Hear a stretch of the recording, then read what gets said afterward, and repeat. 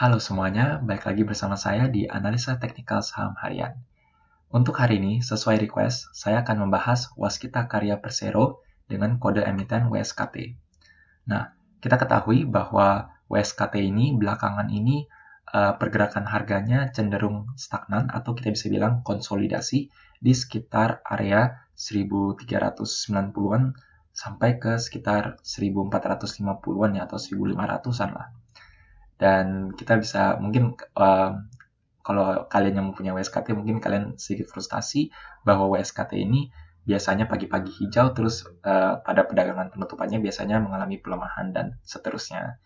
Jadi bisa kita lihat ya bahwa WSKT ini pergerakan harganya cenderung melemah. Nah, tetapi secara teknikal gimana ya? Coba kita langsung lihat ya. Oke, jadi WSKT ini dia mempunyai level support kuat di sekitar level 1385 atau 1390-an ya.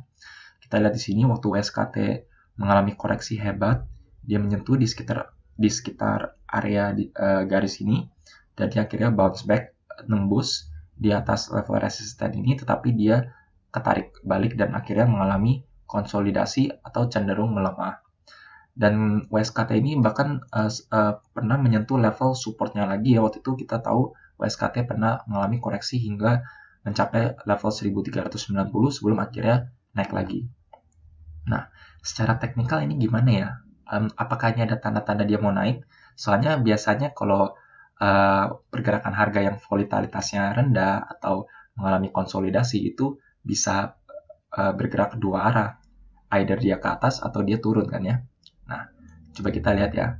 Secara MACD dari time frame per day-nya ini kita lihat bahwa kita nggak lihat yang ininya ya, soalnya ini emang udah agak lama. Overall kita lihat dari bagian di sininya itu dia mengalami sideways. Kita lihat di sini sebentar. Nah, kita lihat ya MACD-nya pada level ini sekitar minus 12, pada di sini minus 10. Walaupun dia harganya cenderung lebih melemah ya, tetapi MACD-nya ini ada kenaikan dikit. Jadi ya bisa sih kita bilang ya, ini secara histogram dia ada tanda-tanda bullish divergence, soalnya dia harganya melemah tetapi MACD-nya dia naik, tapi secara garisnya pun masih cenderung turun dan perbedaan MACD-nya tidak terlalu signifikan sekali, terutama pada saham WSKT di mana market cap-nya lumayan ya, dan ini kan bukan saham yang small cap, jadi kita bisa lebih mengandalkan analisa teknikalnya. Nah, terus kita bisa lihat juga nih dari MACD-nya pun juga overall stagnannya, tidak ada tanda-tanda bullish divergence sama sekali. Jadi menurut saya WSKT ini emang terlihat dari pergerakan harganya lebih ke sideways. Nah, tetapi saya cukup tertarik nih bagian di sini ya, seperti saya bilang MACD-nya ini dari minus 12 ke minus 10. Terus kita coba cek time frame ke 4 jamnya aja ya. Sebentar.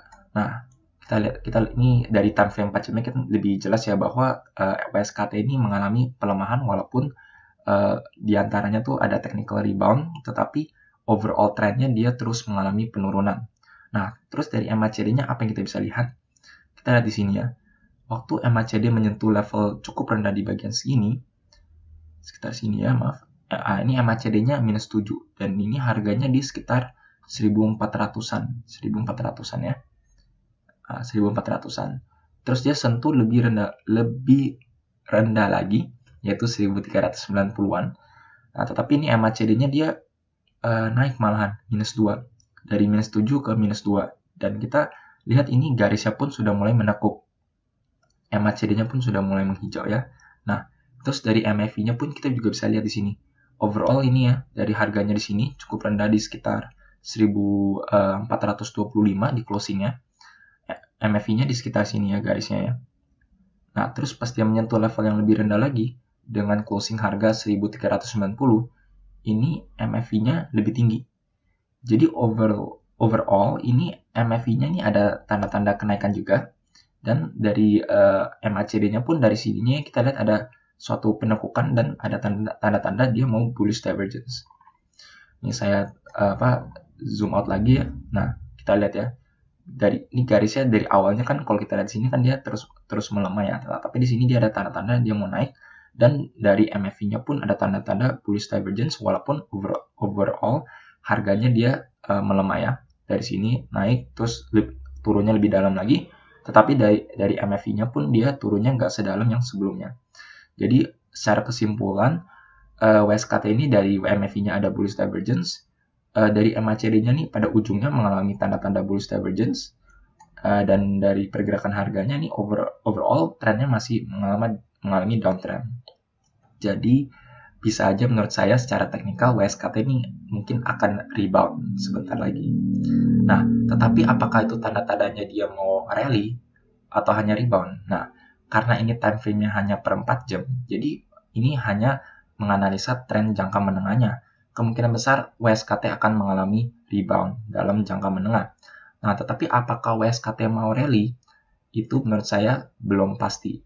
Kenapa? Soalnya kita lihat ya, dari volumenya waktu WSKT dia mulai rally, itu kita lihat overall, ini volumenya terus mengalami kenaikan. Kita lihat ya. Nah, semenjak pada awal 2021, itu volumenya dia mengalami penurunan. Ini garis yang garis ini saya buat ini. Ini adalah average volume, pergerakan average volume dari WSKT. Kita lihat bahwa average volume-nya mengalami penurunan terus-menerus. Nah, jadi menurut saya WSKT ini layak untuk dipantau, tetapi kalau mau masuk pun menurut saya tetap harus berwaspada. Kalaupun kalian mau invest dan juga masuk, menurut saya kalian harus nyicil dan jangan all in. Gitu. Nah, salah satu faktor lagi yang menurut saya kalian harus pertimbangkan di WSKT itu adalah jika harganya tidak bisa menembus MA20. Nah, MA20 ini adalah garis ungu yang saya sudah buat di sini ya. Kita lihat di sini, WSKT sempat menembus MA20-nya di garis ungu ini, tetapi langsung mengalami penurunan dan balik lagi di bawah MA20. Terus dia sempat lagi nih break di MA20-nya di garis ungu ini, tetapi dia turun lagi. Jadi, kalau ini kita lihat ya, bahwa garis MA20 dan juga level supportnya sudah mendekati ini, sudah mau menyempit. Jadi menurut saya, menurut opini saya, WSKT ini sudah pada akhir fase konsolidasinya. Jadi ini sudah benar-benar di ujung, dan mungkin beberapa waktu mendekat ini akan menentukan apakah WSKT akan turun atau naik. Jika WSKT ternyata nggak bisa bertahan di level support ini dan akhirnya turun, kemungkinan besar WSKT akan melanjutkan penurunannya. Tetapi pada akhir fase konsolidasi ini, kalau misalkan WSKT berhasil nembus atas MA20 dan berhasil bertahan dan mengalami kenaikan lebih, dan bahkan bisa nembus level resisten ini, kemungkinan besar WSKT akan rally. Gitu. Nah, jadi secara kesimpulan gitu ya, secara teknikal emang ada tanda-tanda bullish divergence jangka menengahnya, tapi itu tidak menjadi patokan bahwa WSKT ini mau rally. Mungkin hanya technical rebound dan akan mengalami penurunan lagi, saya tidak tahu. Yang jelas, menurut saya WSKT ini harus berhasil nembus MA20-nya dan bertahan di atasnya dan bahkan menembus level resisten ini. Nah, kita juga bisa lihat ya kalau pada WSKT ini cenderung memberikan pola double bottom ya. Kita lihat di sini dia tembus di level support, tahan di level support, naik terus dia gagal, terus dia sekarang ngetes lagi level supportnya dan mengalami rebound. Kalau misalkan WSKT berhasil nembus level resisten ini, kemungkinan besar WSKT akan lanjut naik. Nah, ini kan saya analisa WSKT saja ya, tetapi apakah berdampak kepada saham-saham konstruksi lain? Menurut saya akan berdampak juga. Kenapa? Soalnya WSKT, Adhikarya, dan Wika itu saham-saham konstruksi itu kalau kalian pantau pergerakannya itu cenderung sama. Soalnya mempunyai faktor berita yang sama yaitu SWF. Jadi kalau misalnya ada berita bagus mengenai SWF, menurut saya saham-saham konstruksi lain pun juga akan mengalami kenaikan. Ini kita ambil contoh ya, misalkan Adhikarya. Nah, Adhikarya overall mirip ya. Kita lihat ya, dia turun, ngetes level MA20, terus dia gagal, ngetes MA20, terus gagal lagi. Jadi pergerakannya tuh mirip sama WSKT. Nah, terus kita lihat lagi Wika.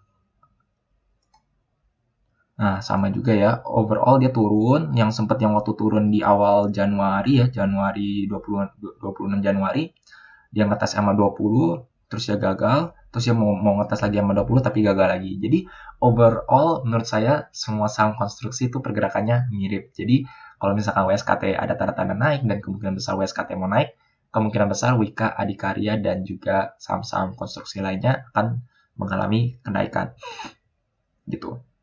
Nah, sebenarnya WSKT ini masih ada potensi gak sih? Itu kan yang kita sering pertanyakan ya.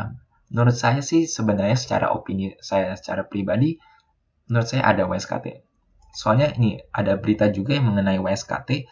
Setelah WSKT maksudnya ada faktor SWF ini, WSKT kan kalau kalian dengar beritanya, WSKT ini sudah berhasil menjual 2 ruas tolnya dan salah satunya ini telah dijual dengan senilai 824 miliar.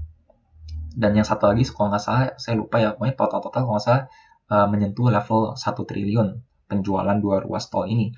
Jadi menurut saya WSKT ini masih ada potensi untuk dia naik, soalnya kemungkinan besar laporan keuangannya di 2021 akan membaik.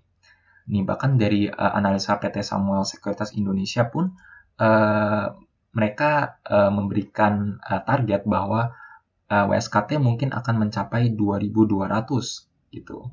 Nah, tetapi mungkin saya nggak seoptimis mereka ya, 2.200 itu cukup tinggi ya. Tapi menurut saya untuk balik ke mungkin balik ke level tertinggi sebelumnya di 1.800-an nih, resisten yang awal 1.845 atau bahkan mungkin ke 2.000, menurut saya di tahun 2021 ini masih ada potensi. Nah, tapi menurut saya secara kesimpulan ya, kalian tetap harus berwaspada dan juga pantau.